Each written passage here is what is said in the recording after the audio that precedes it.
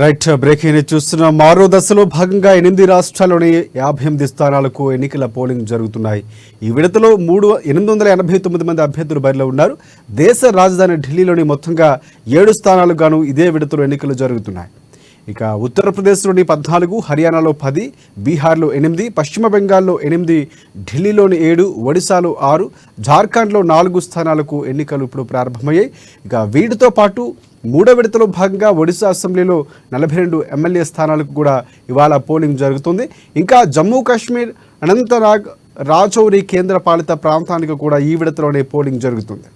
ఉదయం 7 గంటల నుంచి సాయంత్రం 6 గంటల వరకు పోలింగ్ జరగనుంది.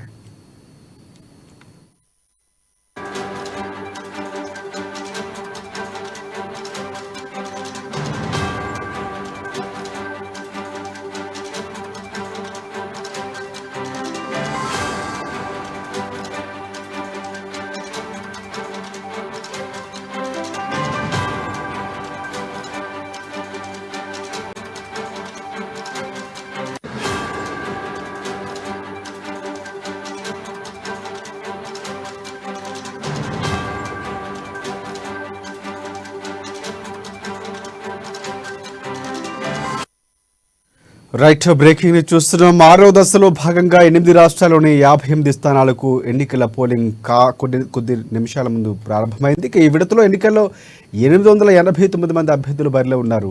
దేశ రాజధాని ఢిల్లీలోని మొత్తంగా 7 స్థానాలకు ఇదే విడతలో ఎన్నికలు జరుగుతున్నాయి. ఉత్తరప్రదేశ్లో 14, హర్యానాలో 10, బీహార్లో 8, పశ్చిమ బెంగాల్లో 8, ఢిల్లీలో 7, ఒడిశాలో 6, జార్ఖండ్లో 4 స్థానాలకు ఎన్నికలు జరుగుతున్నాయి. వీటితో పాటు మూడో విడతలో భాగంగా ఇక ఒడిశా అసెంబ్లీలో 42 ఎమ్మెల్యే స్థానాలకు కూడా ఇవాళ పోలింగ్ జరుగుతుంది.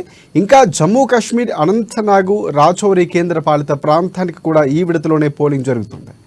ఉదయం 7 గంటల నుంచి సాయంత్రం 6 గంటల వరకు పోలింగ్ జరగనుంది. పోలింగు కొద్ది నిమిషాల ముందే ప్రారంభమై కొనసాగుతుంది.